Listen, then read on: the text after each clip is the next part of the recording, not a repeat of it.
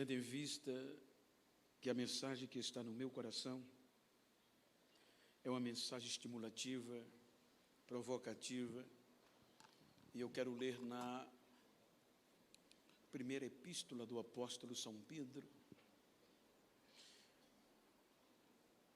primeira carta que ele escreve de forma de caráter universal a uma região dominada por Roma na Ásia Menor.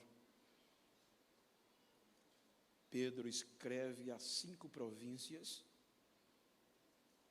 a cristãos judeus ou a judeus cristãos e a gentios. E estas províncias eram dominadas por Roma. E capítulo 2, versículo 9, simplesmente para usar todo o contexto, ele diz: mas vós sois uma geração eleita ou escolhida, um sacerdócio real, uma nação santa, um povo peculiar, para que anuncie os louvores, ou os grandes feitos, ou os atos poderosos daquele que vos chamou das trevas para a sua maravilhosa luz. Amém? Eu vou recapitular dentro do projetor, para uma linguagem só, por favor. Mas vós sois a geração eleita, sacerdócio real, a nação santa, o povo adquirido, para que anuncieis as virtudes. Estas virtudes são os atos poderosos, os louvores, os feitos, de onde eu quero me ater, daquele que vos chamou das trevas para a sua maravilhosa luz. Queiram sentar-se, por favor. Queridos, o texto proposto, ele nos leva a uma reflexão acerca de cada ano que passa. Quando nós lemos o texto, não imaginamos a responsabilidade que está por trás dele, quando nós analisamos outras gerações. Veja que o apóstolo Pedro está escrevendo a primeira geração. E eu quero falar-lhe sobre movidos por uma aliança. Quando nós analisamos o contexto bíblico e histórico, os irmãos hão de convir que não era fácil estas frases serem escritas e muito menos vividas na prática. Primeiro, por algumas observações que os impediam e que na ótica humana eram improváveis. Se os irmãos analisarem o contexto, a Bíblia nos mostra que esta geração que Pedro fez parte, que escreve, de judeus, era uma geração pautada pela lei. Estou falando de Pedro e seus companheiros, apóstolos, e a geração de judeus. Então, os irmãos hão de convir que todos os judeus, na tenra idade, há um preposto que diz que com 6 anos eles começavam a estudar a Torá, a lei, posteriormente os profetas, os salmos e os históricos. Então, estes judeus eram criados, crescidos, pautados pela lei e as observações. Os irmãos hão de convir que quando Jesus indagou o jovem rico e disse-lhe: guarde os mandamentos. Quais são, Senhor? Jesus expressa o que a lei dizia e prontamente ele diz: desde pequeno, desde criança eu observo. Então vejam que isto era uma prática judaica, o judaísmo predominava.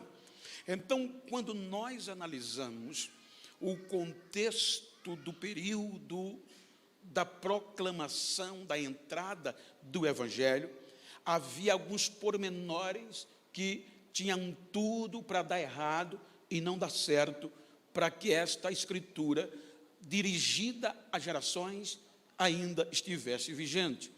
Primeiro, os irmãos sabem que quando o Evangelho, quando Jesus entra, ou um pouco antes, o contexto religioso, o contexto espiritual degradou-se por interesses particulares, por interesses políticos, por interesses religiosos. A história mostra, e os irmãos hão de convir que a Bíblia fala isso, acerca do contexto potencial do Império Romano, e o quanto o Império Romano influenciou na religião, até porque, quando o Império Romano entra, a partir de um contexto legal, quem nomeava o sumo sacerdote não era mais a história levítica, mas sim os romanos. Então, aquele contexto pouco anos antes de Jesus, que Anás era o sumo sacerdote, posteriormente Caifás, vejam que eles foram colocados meramente político e por meio de propinas. Porém, eles nomeados, eles faziam de tudo para não perder o cargo. Para os irmãos terem uma pálida ideia, eles estavam lotados, eles estavam implementados no maior e mais poderoso partido religioso, que era os saduceus. E este grupo era responsável por toda a adoração, por todo o contexto do culto, da religiosidade. E sobre eles estava a lei. Eles representavam a boca de Deus. E a base da lei era a misericórdia e o amor. Mas por um interesse praticamente político, eles esquecem disso e faziam tudo para manter o poder, o comércio e a posição. E pelo outro lado, vinha o outro grupo, que era o mais duro, o mais exigente, aquele grupo que cobrava perfeição, santidade, mas não cumpria. Ou seja, os fariseus, veja que Paulo diz que era o grupo mais severo de todo o judaísmo. Eles faziam a exigência das observações para o povo, mas eles não cumpriam o que ensinavam e não praticavam, e não facilitava nem para ajudar o povo a cumprir. Viviam de aparência. E ligado a eles estavam os escribas, os teólogos, como também o sinédrio, o jurídico, o Supremo Tribunal do Judaísmo. Vejam que estes formavam, entre outros, mas aqui estava centrado os detentores do poder. Vejam que a situação estava tão tremenda que o templo de Deus, depois que Herodes reconstruiu, reformou para um penhor político, para granjear popularidade, em vez de ser aquilo para que foi determinado, lugar de oração e adoração, veja que eles conseguiram formar o templo um centro de negociação. E este centro de negociação era manipulado, era um monopólio garantido para Anás e sua família. Conta-se a história dentro de um contexto de um historiador, que ele diz, por exemplo, que todas as lojas, todo o comércio dentro dos muros de Jerusalém pertencia a Anás, o sumo sacerdote, que nos tempos de Jesus não estava em exercício, mas o poder de influência dele era tão grande que ele mandava mais do que Caifás. Por quê? Porque todo o monopólio estava na mão dele, o mercado. Os irmãos imaginam que a Bíblia diz que uma vez por ano, todos os judeus, norte, sul, leste e oeste, se reuniam para vir ao templo adorar, ofertar e ser restaurado. Então, quando eles viam, trabalhavam o ano todo, muitos pobres, traziam rolinhas, pombos, que era oferta para pobre. Ricos traziam novilhos, carneiros, e outros ofertas em moeda. Quando eles chegavam em Jerusalém, que iam entrar com as suas oferendas, com os seus sacrifícios, não podiam. Por quê? Porque tinham que primeiro passar por uma inspeção daquilo que eles trouxeram, se estava de acordo com a lei. Porém, o segredo não era a lei, era o interesse monetário. Então, quem eram os inspetores? Os inspetores pertenciam a Anás, o que manipulava todo o comércio. Então, muitos irmãos eram, ou a maioria, tudo só entrava se passasse por eles, diz a história. Então, o que era que eles faziam? Eles encontravam defeito de todo jeito, nada entrava, porque se não entrava, tinha que comprar lá dentro, e quem comprava lá dentro, estava enchendo o bolso do sumo sacerdote, que não estava em exercício, e dos seus agregados. Então, o que era que eles faziam? Diziam, não, este pombinho aqui não está perfeito, tem defeito, esta rolinha aqui não tem como entrar. Então, eram deixados fora, e veja que lá dentro você vai encontrar no Novo Testamento, que já tinha as mesas, o comércio com pombo, com rolinha, tudo lá, para quê? Era o comércio, era o mercado. Então agora os irmãos, os judeus, tinham que entrar e comprar deles. O problema não era esse, era que o preço era o problema. Em um contexto atual hoje, eu fiz uma conta, salvo engano, na época era 7.000 us de ouro, no contexto da época, mas isso correspondia a um mês de salário, ou seja, para comprar um pombinho deles, era quase R$1.200 se fosse hoje, ou um pombo, ou uma rolinha. Imagina as outras coisas, eles traziam as ofertas e depositavam, não pode entrar. Só pode entrar a moeda do templo, só é o que é aceito como oferta. Então, trabalhava o ano todo, quando chegava com oferta, eles não deixavam entrar, tinha que trocar pela moeda do templo. Aí vinha a taxa cambial, o ágio, era um valor que não tornou-se um centro de ladrão. Veja que quando Jesus entrou lá, que viu esse comércio, ele ficou arretado, como diz o nordestino. Ele jogou, meteu o chicote para cima, derrubou pombo, virou mesa de moeda e disse: a casa do meu pai é casa de oração, e vocês fizeram um centro de ladrões, um covil de lobos. Olha como estava. Então não era fácil. Então, quando Jesus entra no cenário, era isso que acontecia. E para piorar, todos que não aceitavam eram mortos. Você lembra que Gamaliel, Atos 5, fez menção? Depois eu posso usar isso, mas veja. Isto aqui não é história, era real.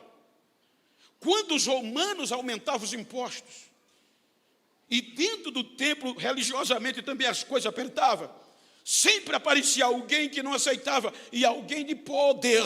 Veja que Gamaliel diz que apareceu um revolucionário chamado Teudas, um homem importante, de capital, agregou a ele 400 homens para não aceitar essas coisas e outras, e o sistema viu que ele era uma ameaça, matou ele, e os seus 400 tornaram-se nada. Ele diz que também apareceu outro Judas da Galileia, juntou muita gente a ele, o sistema disse: é uma ameaça, então a gente quebra ele e os outros desaparecem, e assim foi. Só que agora, no meio desse marasmo, aparece alguém chamado Jesus de Nazaré.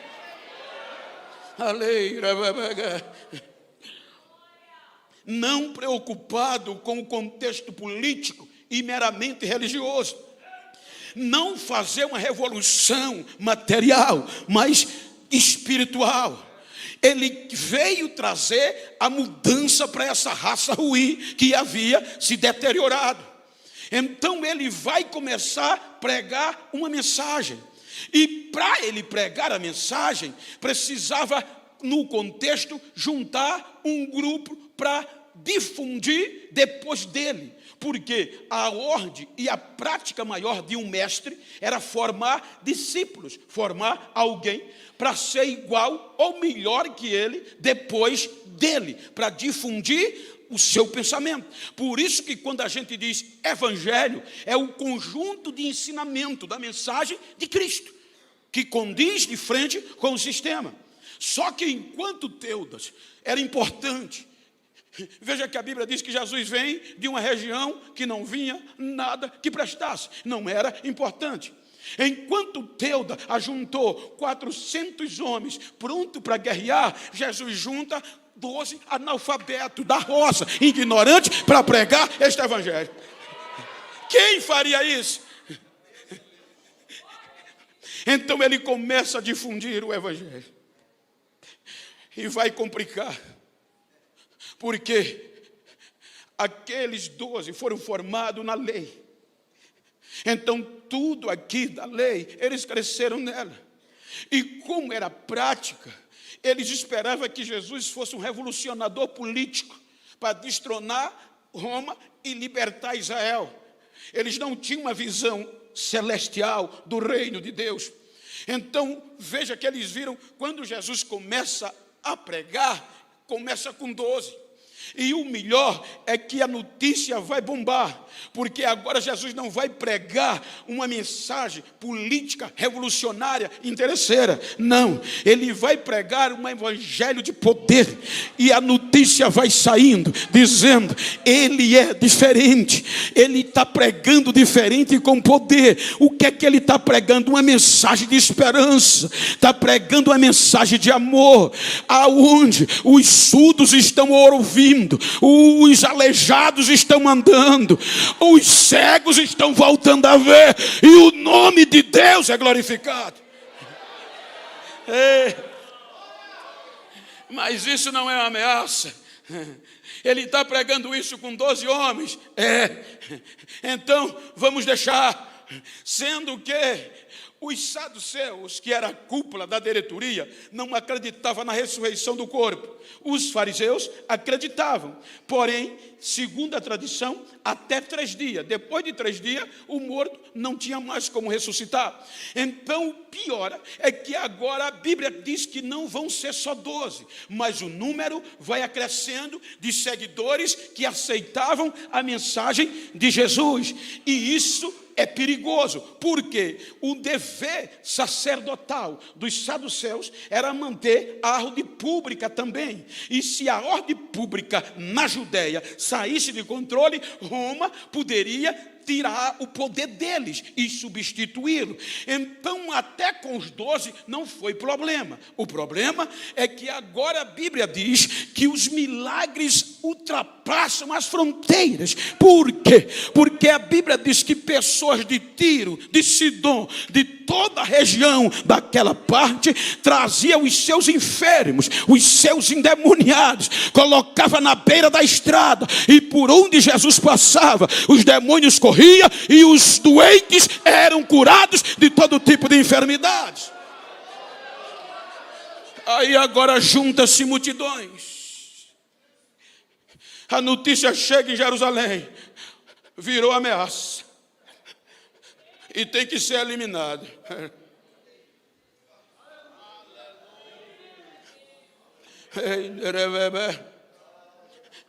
Aí disseram, João capítulo 7, vamos prendê-lo primeiro. Primeira coisa para parar, irmãos, foi prendê-lo. A Bíblia diz que os soldados saíram do templo, os líderes sacerdotais escolheram os soldados e deram ordem a eles, vão e tragam-lhe preso. Era uma ordem coercitiva, não era um pedido, por favor. Então os soldados vão e têm a felicidade de quando vê Jesus, ele estava pregando, estava ensinando. E quando Jesus ensinava, por conta do povo, eles não tiveram coragem de dar ordem de prisão e cometeram um erro de ficar para ouvir o culto até o fim. Então, Jesus termina de pregar, eles já estavam quebrados, não tiveram coragem de dar voz de prisão, voltaram com as algemas do mesmo jeito. A Bíblia diz que quando chegaram no templo, os líderes dos sacerdotes esperando o preso, ele não veio, e perguntaram os soldados: por que vocês não trouxeram ele preso? Os soldados disseram: a gente nunca ouviu ninguém pregar como ele. Ele é diferente, ele prega com autoridade, ele prega com poder.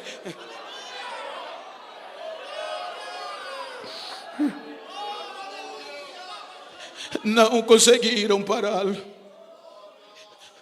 Aí agora vem o evento, em síntese.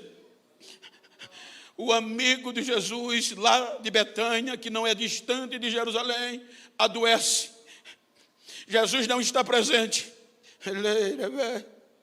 Aí as amigas, irmãs de Lázaro, mandam um mensageiro, procuram onde ele está, e diz a ele que o amigo dele está doente e é grave. O mensageiro vai, encontra Jesus, ele ainda estava vivo, Lázaro, conta o episódio, a urgência, e a mensagem que Jesus manda para ele é: volte e diga a elas que descansem, que ele não vai morrer, essa doença não é para a morte.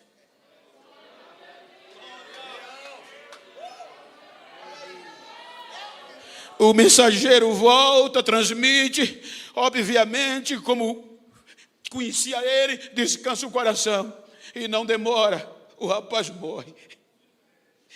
O que você faria com esse mensageiro? Então, quando Lázaro morre, passa o período normal, já que o contexto da diretoria, saduceus não acreditava, acabou, morreu. Os fariseus acreditavam que havia esperança, segundo a tradição, até o terceiro dia. Aí Jesus espera passar um dia, passa dois, passa três. Eu vou matar 2 coelhos de uma cacetada só.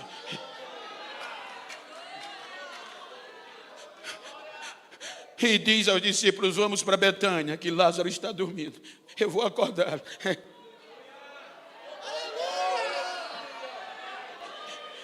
Veja que quando ele chega em Betânia, Marta nem espera ele chegar na casa. Ela vai ao encontro desabafar. No contexto da crítica construtiva, ela estava tão revoltada no contexto construtivo, que quando ela vai, ela diz logo: Senhor, se tu estivesse aqui. Isso no nosso contexto quer dizer: Senhor, se o Senhor tivesse vindo quando a gente chamou, o meu irmão não teria morrido. Aí Jesus diz: Marta, eu sou a ressurreição e a vida. Aquele que crê em mim, ainda que esteja morto, viverá. Veja que ela foi tão criada na lei que ela disse: sim, Senhor, eu sei, na ressurreição do último dia, não tem mais jeito. Aí Jesus manda chamar Maria.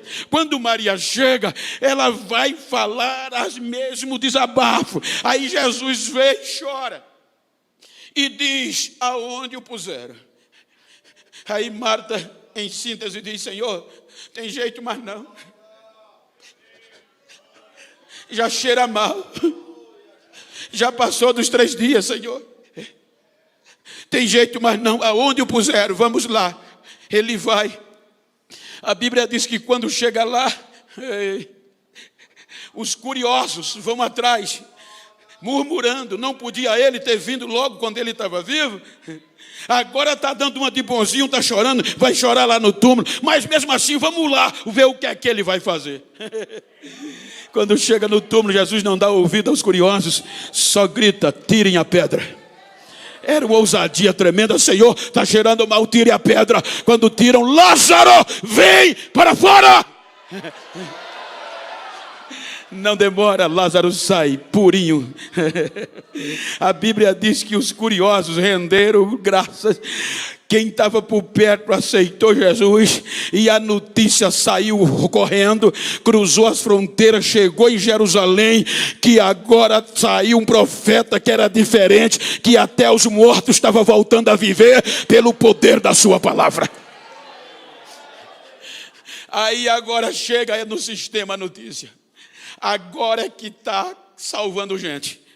Porque a partir de agora, nem está precisando mais ele pregar, para as pessoas aceitarem. Todo mundo que olha para Lázaro, já aceita ele como Salvador. Só precisa olhar para Lázaro, e vai ter um culto de ação de graça. E no culto de ação de graça vem gente de todo lado. Está escrito que os líderes sacerdotais pegaram espiões, sem serem convidados, para Betânia, e mandaram ver se era verdade. Quando eles chegaram na casa de Marta, Maria e Lázaro, no culto em ação de graça, pessoas aceitando a Jesus só por ver a Lázaro, aquele podre de 4 ou mais dias, e agora dando glória, sentado do lado de Jesus.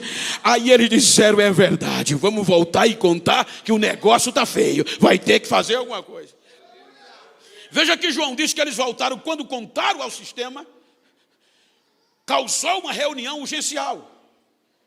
Uma reunião urgencial é mais do que urgente, é imediata. E quem vem? A alta cúpula, os poderosos com poder de decisão. Aí discutiram e disseram: não tem outro jeito, prender não vai adiantar. Ele se tornou uma ameaça e termina se nós deixarmos ele assim. Todo o povo vai se converter a ele e nós vamos perder o nosso cargo. Só tem um jeito, o que é? Matá-lo. E matando ele, acaba com isso e resolveu. Aí a Bíblia diz que agora procuravam Jesus não mais para prendê-lo, mas para matá-lo. E Jesus, sabendo disso, sai de fininho e não aparecia a público. Passam os dias.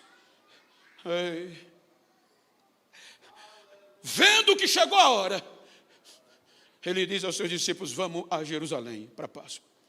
Senhor, querem matar-te, tu vai ver o que lá. Eu vou sofrer, eu vou morrer, mas ao terceiro dia eu vou ressuscitar. E eles não esperavam isso. Jesus vem para Jerusalém, reúne eles na Páscoa. Veja que a Santa Ceia que a gente celebra não é simplesmente um ritual, é uma aliança. No comprometimento. Veja que Lucas 22:14, ele disse: muito desejei comer convosco esta Páscoa. Ele disse: muito esperei chegar esse dia. Que dia? De fazer uma aliança. E como é? Porque no contexto da época, quando um mestre ou um maior, um líder, fazia esse ritual, juntava os elementos do pão e do vinho. E quando o mestre pegava o pão e dava o discípulo ou o servo, e ele compartilhava, e depois ele pegava o vinho, o cálice, e eles compartilhavam, isso tinha uma mensagem de comprometimento muito séria. O mestre estava dizendo com este comportamento para o menor, para o servo: a partir de hoje, com esta aliança, eu estou disposto a dar a minha vida por vocês no que for necessário. E a partir de hoje, o que é meu é de vocês, e o que é de vocês é meu. Quem tocar em vocês, primeiro vai ter que passar por mim. Aí o servo acreditava, compartilhava, fazia parte, aceitava e dizia: a partir de hoje, Senhor mestre, a minha vida não é mais minha, mas sua. Eu não vou viver mais para mim, mas para o Senhor. Fizeram uma aliança. Mas eles pensavam que Jesus estava falando de uma aliança política e religiosa. Dali para frente vem a frustração. Jesus vai preso. Jesus vai preso. Marcos diz que quando Pedro disse que não negaria, todos disseram as mesmas coisas. Mas no jardim do Getsemane ele já fica desamparado. Vai ser condenado como pecador para cumprir o Deuteronômio 21, 22 e 23. Se alguém entre vós cometer pecado e vocês crucificarem, matando no madeiro, ele é maldito de Deus. E o seu corpo tem que ser tirado da cruz no primeiro dia. Então os judeus condenaram ele como pecador. Agora vão dilacerar o corpo dele.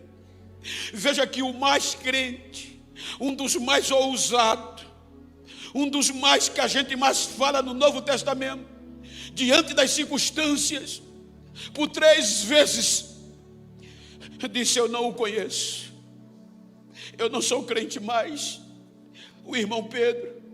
E na última vez diz a Bíblia que ele usou palavrões, ele espraguejou para dizer que não conhecia Jesus.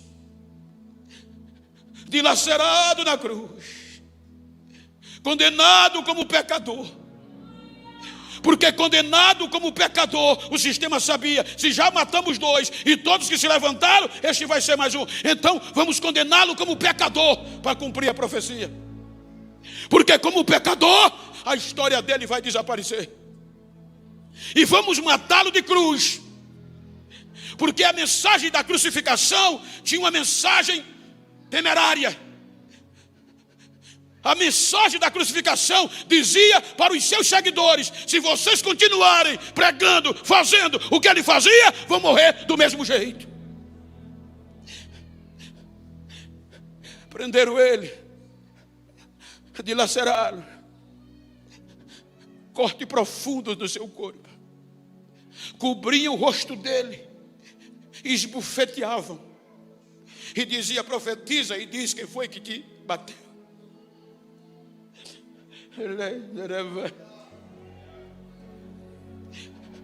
Expuseram a vergonha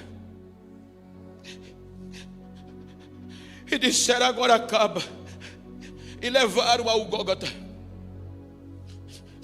Eu fiz um estudo, já disse isso, só para os irmãos terem uma pálida ideia, só para os irmãos saberem qual era a finalidade. Era mais um para o sistema, era mais um revolucionário que iria sucumbir com os seus seguidores. Porque só o fato da prisão e do martírio já afastou quase todo mundo. Então era questão de horas ou de dias para eliminar. Por exemplo, porque desde o começo isso era normal. Se qualquer um de nós morrermos aqui hoje, a primeira coisa que a morte faz é nos eliminar. Então depois que a gente morre, depois de 1 hora de morto, vem a decomposição por conta do pecado. A decomposição vai acabar com tudo que a gente tem por dentro. E os estudos dizem que ela tem 24 horas para concluir a decomposição. Depois que ela conclui, vem a putrefação. E a putrefação torna-se podre, torna o pó, desaparece e voa a terra de novo. Sumiu, acabou. Então eles dilaceraram Jesus, crucificam-o, para dar exemplo aos seus seguidores, para não continuar. E 3 horas da tarde, o plano deu certo. A Bíblia diz que Jesus morre. Aparentemente, humanamente, eles conseguiram o objetivo.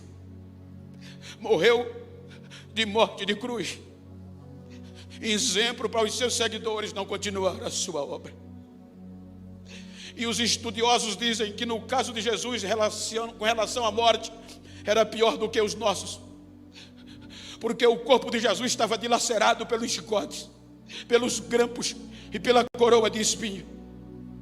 Então a decomposição não ia precisar de 24 horas, no máximo ela ia precisar, para jogar Jesus, para decompor e apodrecer, 9 horas, era o máximo que ela precisava, porque o corpo dele já estava todo ferido. 3 horas da tarde ele morre, o sistema vibra, o inferno canta. 1 hora depois dele morrer, ainda estava pendurado. 2 horas depois, tiram ele da cruz. 6 horas da noite, ele já estava no sepulcro. A morte jogou ele aonde joga todo mundo. Já se faziam 3 horas da morte, mas o corpo dele não mudava, porque a decomposição só entra no corpo por conta do pecado. E a Bíblia diz que o pecado que ele assumiu foi os nossos. E na cruz ele deixou o nosso pecado. A cruz foi quem ele venceu na cruz. E quando ele entra no túmulo, ele já entra sem pecado, porque ele venceu na cruz. Então dá 3 horas da manhã, 12 horas depois, o corpo dele não muda, não entra a decomposição. Vai para 24 horas, 3 horas da tarde do segundo dia, o corpo dele não muda e não entra a decomposição. E enquanto isso, em espírito, ele vai à mais baixa profundeza da terra, tomar o poder da morte e do inferno.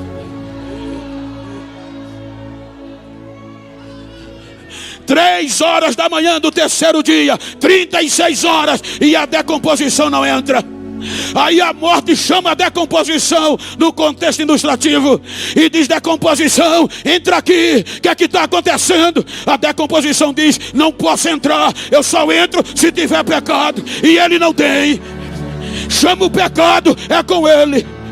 4 horas da manhã, ela chama o pecado diz: não posso, mas como a todos você venceu. O pecado diz: mas esse é diferente, em tudo eu tentei, mas em nada ele pecou. Ele é santo, ele é santo, ele é santo.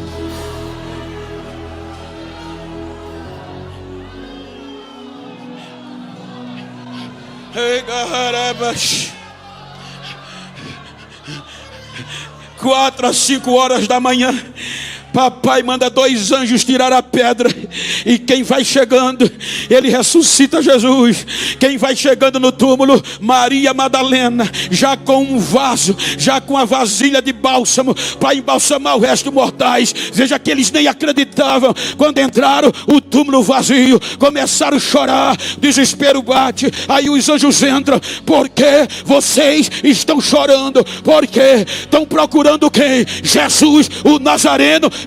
Mas roubaram o seu corpo. O anjo diz: não roubaram não. Lembra que ele pregou que no terceiro dia ia reviver? Ele está vivo, ele está vivo, ele está vivo, ele está vivo.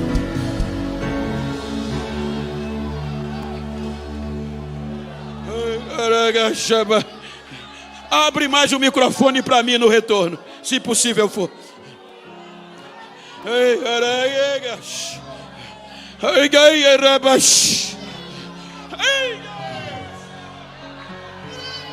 Balança quem está ao teu lado e diga: ele está vivo.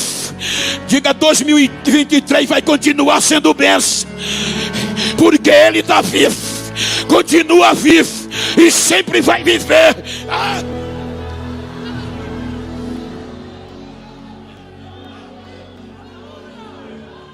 Ressuscita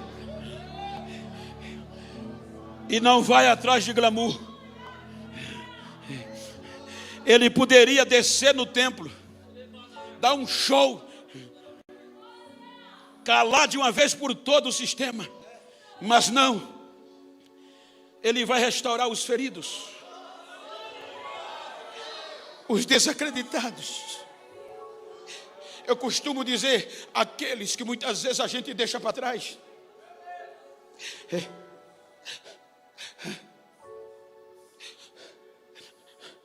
Quem teria coragem de trazer Pedro de volta, gente?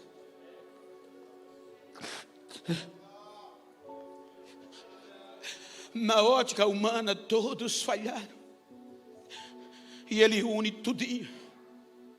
Acredita neles, que eles vão continuar anunciando as grandezas de Deus. Fique em Jerusalém, aonde 90% do seu ministério deu erro, deu fracasso, até que do alto sejais revestidos. Vocês vão ser minhas testemunhas. Ou seja, vocês vão continuar pregando as grandezas de Deus. Vocês vão continuar pregando os louvores de Deus. O Espírito Santo há de vir sobre vocês, e eu estarei com vocês todos os dias.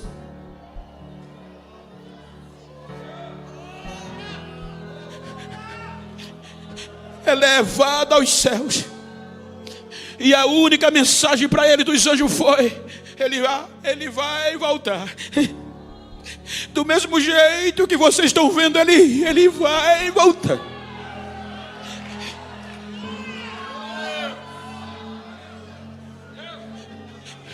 E aquela mensagem moveu-os por dentro. Com 10 dias depois da sua ascensão, 10 dias depois que ele subiu os céus, o Espírito Santo desce. E não vai na casa do sumo sacerdote, não vai na casa de ninguém importante. Ele desce onde estava cerca de 120 amedrontados, mas alegres, esperando a promessa, movidos por esta aliança. Enche-os do poder que atrai quase toda Jerusalém. Gente de toda a região estava ali. E olha a gravidade. Quando os soldados disseram aos sacerdotes que Jesus estava vivo, eles acreditaram. Acreditaram tanto que deram muito dinheiro aos soldados, para não espalhar isso, mas espalhar o contrário. Para, em vez de dizer que Jesus estava vivo, espalhar que Jesus estava morto. E qual era a gravidade? Era que os soldados iam falar em nome da lei, em nome dos sacerdotes, em nome do Sinédrio, em nome de Roma, em nome do judaísmo. Então a cidade estava lotada de gente, era Pentecostes, de todo mundo. Então a probabilidade da notícia que vazou foi que Jesus continuava morto e os discípulos roubaram o corpo dele, era de 99,9% contra 0,1% para os discípulos. O Espírito Santo desce onde eles estavam, enquanto os soldados divulgavam que Jesus continuava morto. O Espírito Santo enche a igreja, línguas repartidas como de fogo. Os ignorantes foram tomados de um poder espiritual. Os analfabetos começaram a falar em outros idiomas. E a cidade ouviu o barulho. E olha que está escrito: o que eles faziam não era só barulho, mas as línguas que eles falavam eram falando as maravilhas, os atos poderosos de Deus, que Deus fez e fazia. Veja que eles dizem: nós estamos ouvindo e vendo as maravilhas que eles estão falando. Quem está lá? Os galileus. Eles não são ignorantes, indoutos, não tem leitura, não. E como nós estamos ouvindo eles falar na nossa própria língua. Vai para lá, alguns desculhamba. Agora olha, se você daria oportunidade a esse crente, há poucos dias desviado, agora cheio de Deus. O irmão Pedro, cheio do Espírito Santo, quando ele vê a ameaça, ele diz: quem vai pregar hoje sou eu, deixa sair da frente. Vai para a frente do cenáculo com os outros e prega a mensagem da cruz. Ele prega os atos poderosos de Deus. Ele começa lá da lei e termina na ressurreição de Jesus. Nem faz o convite, já tinha 3.000 pessoas quase aceitando a Jesus como Salvador. Não chamou a atenção da lei.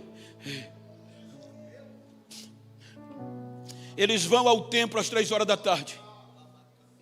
O fato daquele coxo era que todos conheciam, desde o sacerdote ao membro comum do Sinédrio, do judaísmo.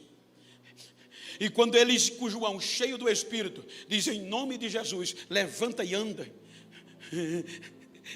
E o coxo levanta. Na ótica natural, era para ele nem olhar para o templo, que ele foi rejeitado quase 40 anos. Era para ele fazer carreira para casa, gritar para o papai e para a mamãe: estou curado, Jesus me curou. Mas não, ele olha para o templo e eu vou conjecturar, talvez ele disse: me rejeitaram quase 40 anos, quero ver quem vai me impedir de adorar agora. Ele entra pulando, saltando, dando glória e bendizendo a Deus. E Pedro e João aproveitam para pregar os atos poderosos, a ressurreição de Cristo. Aí a Bíblia diz que quase 5.000 pessoas aceitaram Jesus naquele dia, dentro da casa do sistema, dentro do templo de Jerusalém. Virou Pentecoste lá dentro e Jesus mostrou que estava vivo.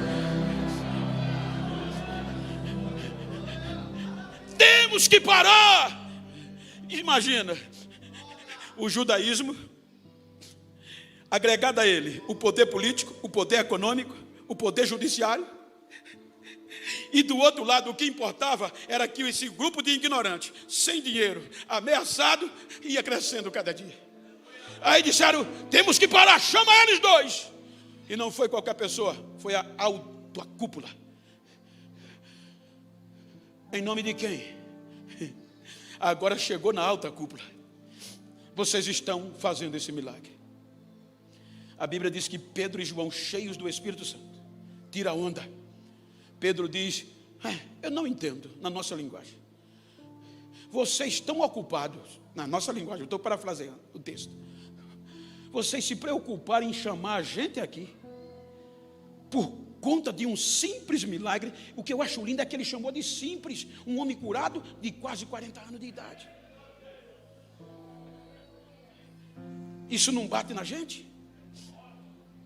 Mas, como vocês perguntaram, vocês lembram daquele Jesus que Deus deu a vocês e vocês não acreditaram, rejeitaram e matá-lo? No terceiro dia, Deus ressuscitou ele dos mortos e ele está vivo. E foi no nome dele que a gente faz isso. A Bíblia diz que eles, vendo a ousadia de Pedro e João, queriam matá-los. Aí entra Gamaliel e conta o que eu falei. Tire eles daqui. E diz, olha, vocês sabem que há tempos atrás apareceu um homem importante chamado Teuda, foi morto e acabou.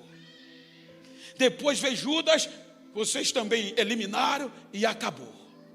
Mas deixa eu dar um conselho a vocês. Vejam o que vocês vão fazer a estes homens, que agora é diferente. É melhor vocês deixá-los em paz, porque se for de homem vai parar, mas se for de Deus, vocês estão fritos.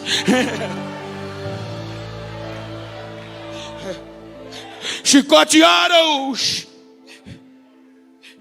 ameaçaram-os e disseram, vocês estão proibidos de falar neste nome e ensinar. A Bíblia diz que eles saem dali, o sangue da chicotada ainda correndo, quero acreditar. E nem para casa vão anunciar as grandezas de Deus. Aí disseram, só tem um jeito, vamos parar. Pela leitura, pela lei de Moisés, eles são ignorantes.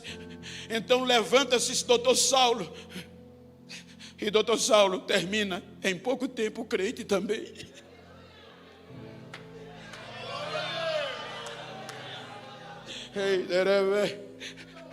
O evangelho, debaixo de ameaças,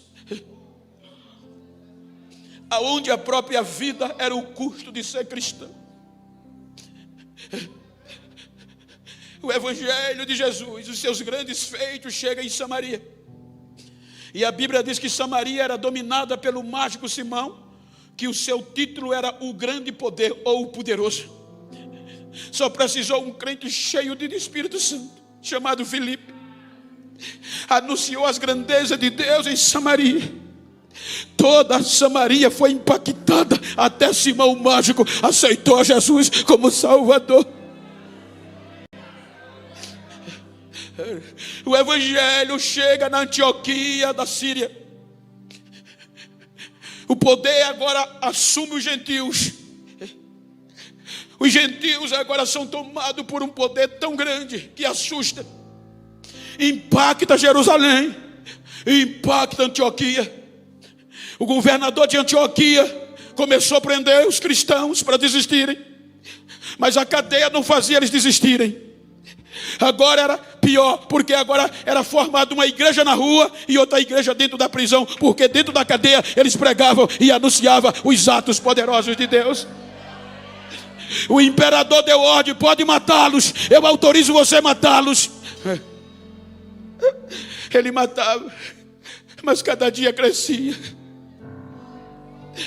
E o imperador disse, você não está cumprindo o meu decreto, vou tirar você do poder do trono, vou tirar você da governância. Ele diz, imperador, eu não sei o que acontece, o que é que esse povo tem. Quando eu mato 4, já tem 8 querendo assumir o lugar deles. Quando eu mato 8, já tem 16.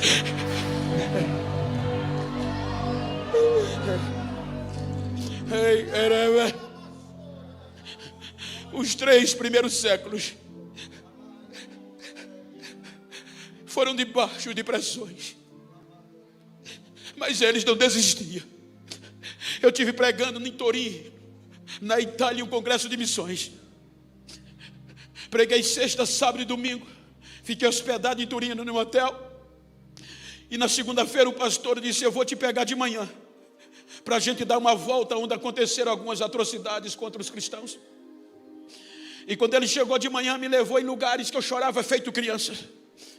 Chegamos em um lago, ele disse: Bento, eles prendiam os cristãos, os crentes, amarrava pedras no corpo deles, pedrada, e dizia: nós vamos jogar vocês amarrados. Só tem um jeito de vocês sobreviver, é negar isso que vocês pregam. Eles não negavam. Eram jogados com aquelas pedras no lago, morriam afogados, mas não negavam. Eles não desistiam. Cada ponto eu chorava. Ele disse: Bento, mas também acontecia coisa extraordinária. Ele disse: não vai dar tempo, senão eu ia te levar no corredor de fogo em Roma. Eu disse: então conta. Ele disse: o imperador deu uma ordem para prender todos os crentes que pudessem, que ia mostrar que Jesus estava morto, e quem não desistisse ia morrer queimado.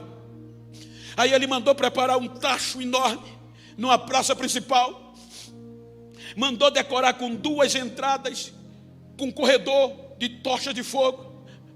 E no dia marcou, quando chegou o dia do holocausto, ele lotou o povo, os romanos lotaram a praça, aplaudindo, ovacionando o imperador e cantando louvores aos deuses de Roma, e os crentes amarrados para ser jogado dentro do tacho de fogo. Ele mandou acender o fogo com azeite inflamável. A labareda subiu. Quando o azeite ferve, ele manda os soldados trazer crentes de 2 em 2 acorrentados. Se não a desistissem, iam ser jogados dentro do tacho. Quando os soldados, disse o pastor, espraguejando, diziam os crentes, arrancavam do buraco e diziam: ou vocês desistem, param de falar isso, ou vamos jogar vocês dentro do tacho. Eles olhavam para o tacho, viam o fervor do azeite e a labareda. Aí começava a fazer força um para o outro, querendo quebrar a corrente. Aí eu disse: pastor, eles queriam desistir, porque os soldados diziam: vocês só têm um jeito de sobreviver, desistir dessa fé que vocês têm. Aí ele disse: não, eles estavam tão crentes, tão movidos pela aliança do sangue, que olhavam para o outro e diziam: vou quebrar a corrente, que eu quero ver Jesus primeiro do que você, eu quero chegar lá primeiro do que você. Mas não desistiam. Os soldados pegavam eles amarrados, jogavam dentro do tacho. Quando o barulho do azeite aparecia com o fogo, os romanos aumentavam a voz de louvor e ovacionando o imperador.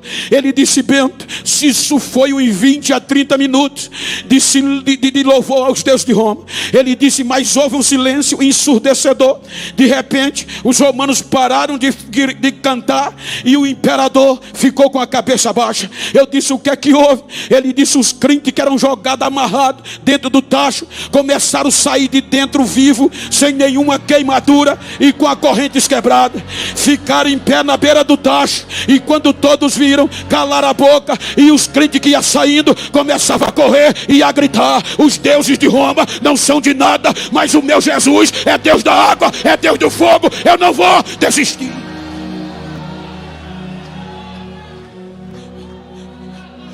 Ele não desistia.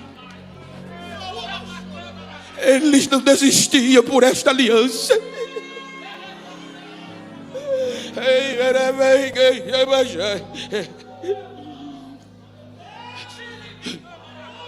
Cidades foram devastadas.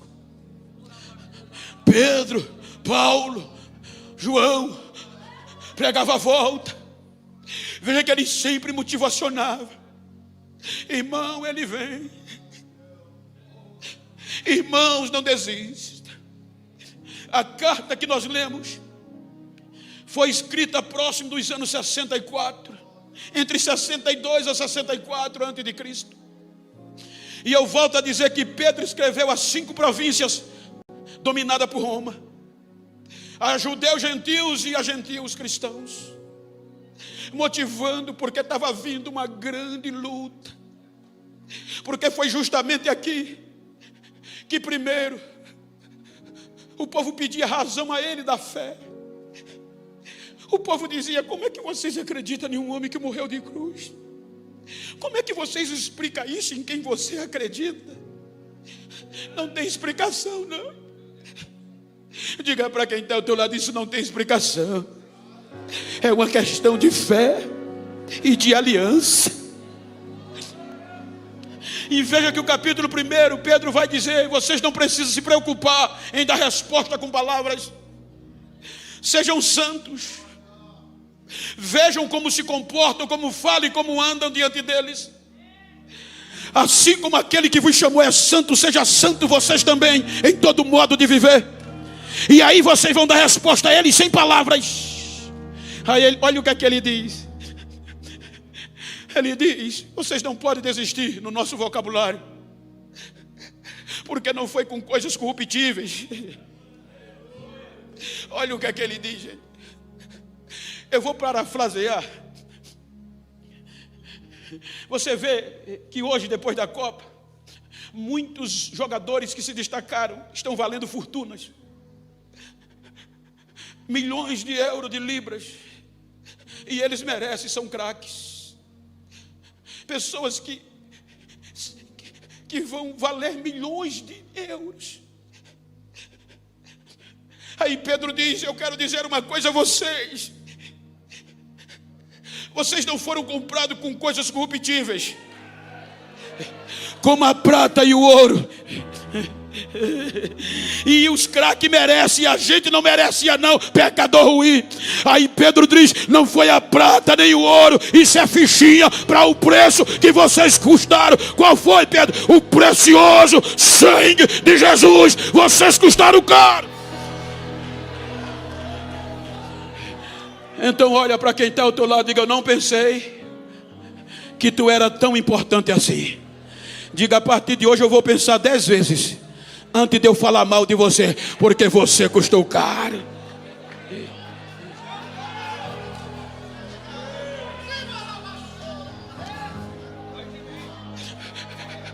Não desista.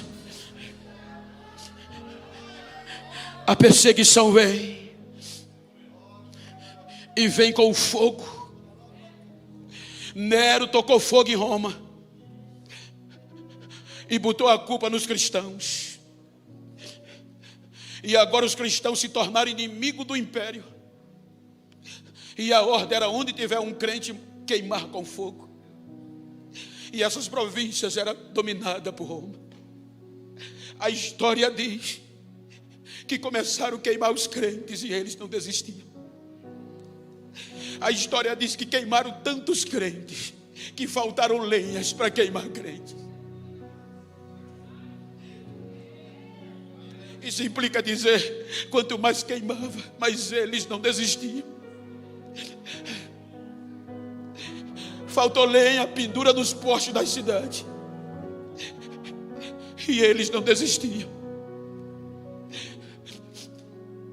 Pedro se torna inimigo do Estado, é preso, capturado, e dizem: ou você desiste, ou vamos crucificar. Desistir não dá mais. Eu tenho uma aliança. Eu só vou pedir um favor: não me crucifique como o meu Senhor. Me coloque de cabeça para baixo e pode meter o prego, mas eu não desisto.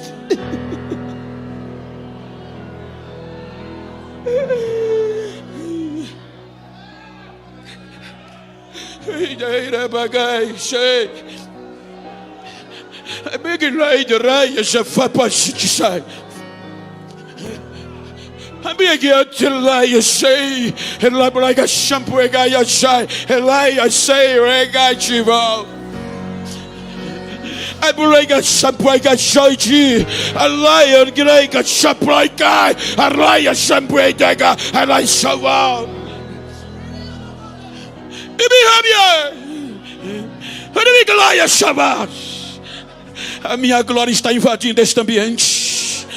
A minha presença está levantando caídos.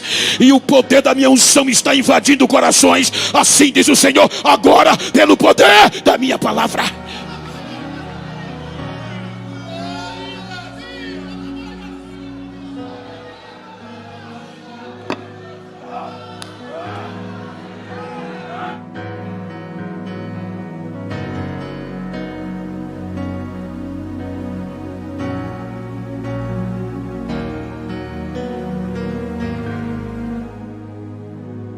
Eles não desistiam.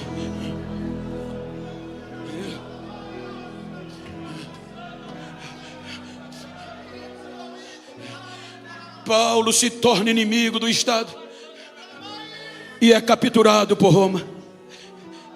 Diz os historiadores que quando ele estava escrevendo a carta a Timóteo, os algozes entram e diz: prisioneiro Paulo, ou você desiste de tudo que já pregou e do que já escreveu, ou vai ser decapitado.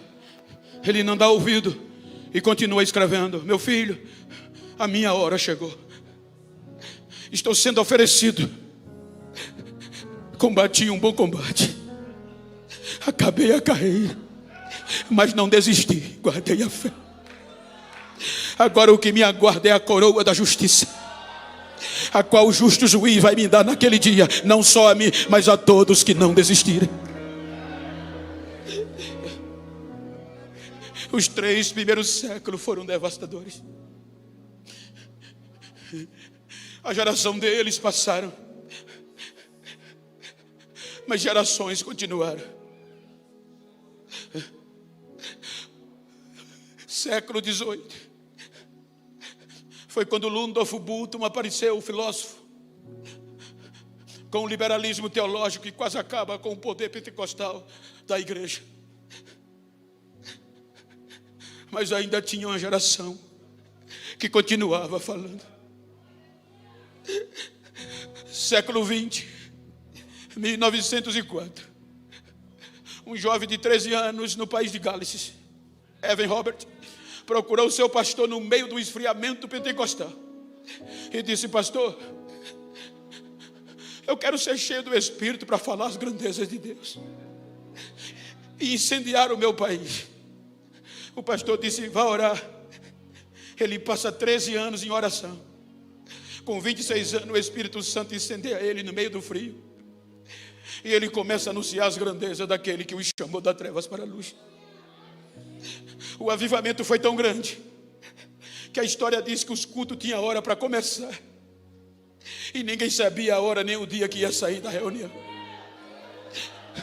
porque ninguém queria ir para casa de tão gostoso que era.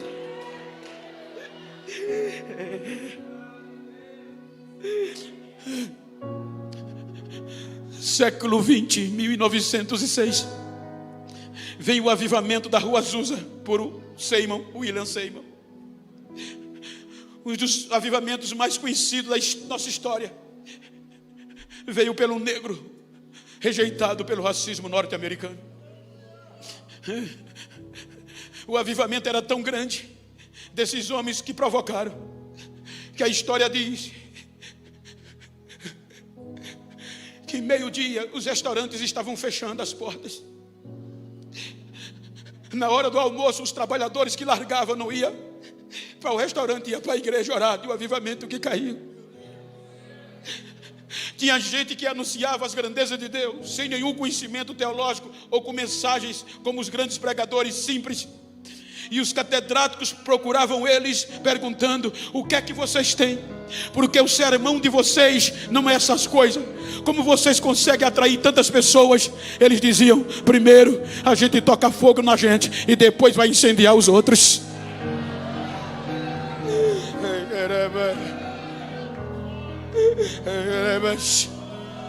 Eles não desistiam, eram movidos por uma aliança. Século 20, os nossos pais, muito da nova geração não sabem, mas os nossos pais, nós somos fruto de uma geração que não desistiu contra tudo e contra todos. Só para você ter uma ideia, o fato de você ser crente em Cristo, quando passava pelas calçadas de alguém não crente, eles lavavam a calçada depois que que os crentes passavam, como se fosse um germe. Aqui passou um crente, lava a calçada. Não tinha o direito que a gente tem. Hoje eu desembarco nos aeroportos, embarco. Os funcionários dizem: é o pregador. Selfie para aqui, selfie para lá. Hoje a gente chega, tem hotel bom, tem comida boa. Tudo eles conquistaram para nós, tem foto toda hora. Mas eles não tiveram. Era urina podre de 4 dias em cima do corpo. Era ovo podre. Era cebola podre. E quando entrava para adorar, não tinha carpete, era chão batido, cobertura de palha ou de zinco. E as pedras batiam. Tinha crentes que chegavam na igreja sangrando das pedradas que levavam. Mas eles não desistiam. Só que os nossos cultos eram diferentes. Não precisava pregador famoso para encher a igreja. Não precisava cantor de renome, não. Esses olhos e esses ouvidos viram muitas vezes no hino 15, no hino da harpa, Jesus batizar, Jesus ressuscitar morto, Jesus curar, e as pessoas entrarem correndo pela janela querendo aceitar Jesus. Olha para quem está ao teu lado, diga nesse quesito, precisamos voltar ao que a gente era. Nós não precisamos depender de ninguém famoso, é no poder do Espírito. Precisamos voltar aos nossos cultos como era antes. Precisamos ver Jesus fazer.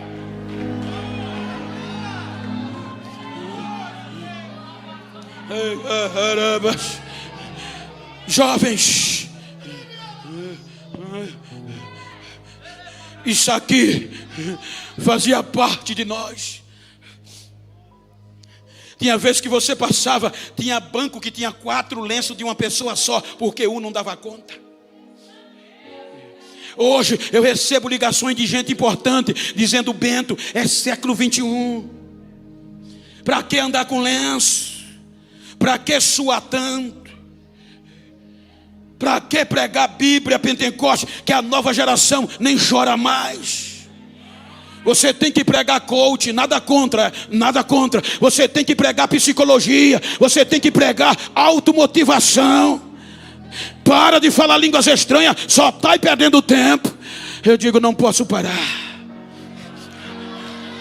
Pregue o seu coach, eu prego o Pentecoste. Eu ainda tenho visto Jesus curar, Jesus batizar. Que é a geração que vem comigo? Cadê a geração que vem comigo? Cadê a geração do Pentecoste? Deixa eu ouvir o barulho.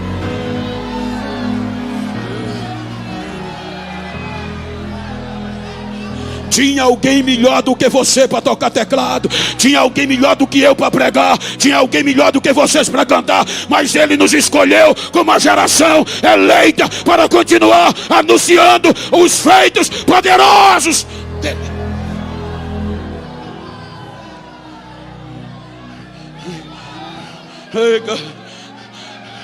Agora enche o peito. Enche o teu peito aí. E diga comigo, agora é o século 21. Diga mais alto, agora é o século 21. Olha para quem está ao teu lado e diga, agora é a nossa vez.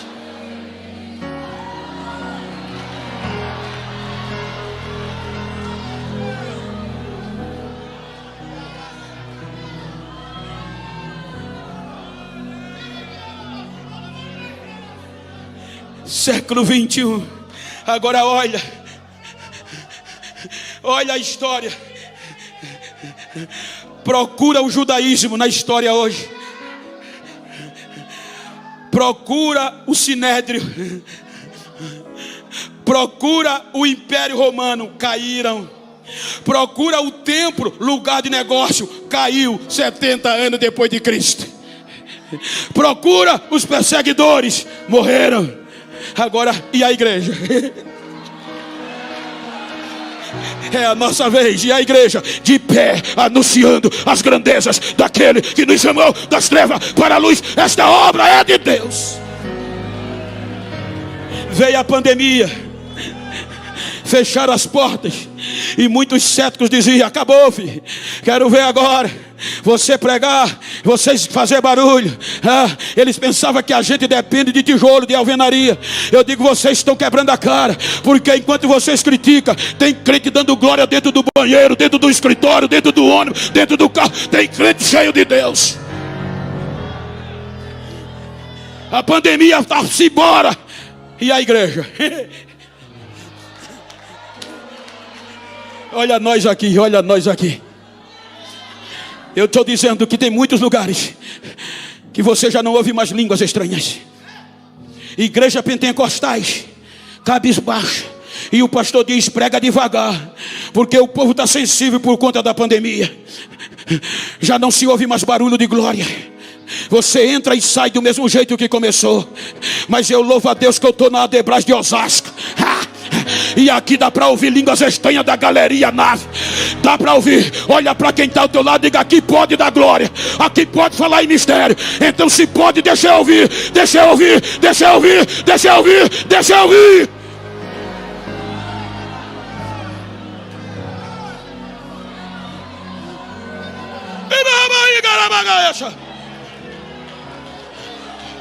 Ibigaia Chapaia Garash. Ibigaia Chapaia de Cachapala. Ibigaia Chapaia de Gas. I place a fopio de gas. Ibiconda mana suribi. Ibigaia Baia Shauraya Traplaxia. Eu estou derramando a minha glória no coração deste povo. Um grande avivamento eu estou produzindo nesta noite. O meu espírito está fazendo coisas grandes neste lugar.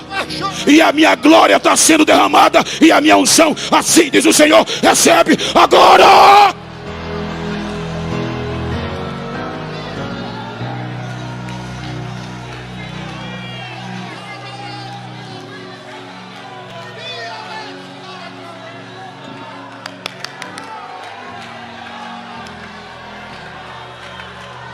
Fique de pé, por favor. Com todo respeito ético, com todo respeito eclesiástico, se você está perto de uma pessoa do mesmo sexo, ou é íntima, vira para ela aí. Como eu vou chamar o meu amigo pastor Beto, me ajuda. Olha para ela assim, como eu estou olhando para o Beto. Não olha para mim não, olha para ele, olha para ela. E diga para ele: obrigado por você não ter desistido. Diga: nem me fale. Diga para ele: não me fale como você vai começar 2023. Quero saber como você vai continuar. Diga: vou continuar esperando, sem desistir, pegando fogo. Diga: me faz um favor, a partir de hoje, se tu encontrar alguém que pensou que 2023 ia me esfriar e eu ia desistir, dá um recado a ele: vai ter que me engolir, vai ter que ouvir os meus glórias, que eu vou sair pegando fogo. Abraça ele e diga: recebe.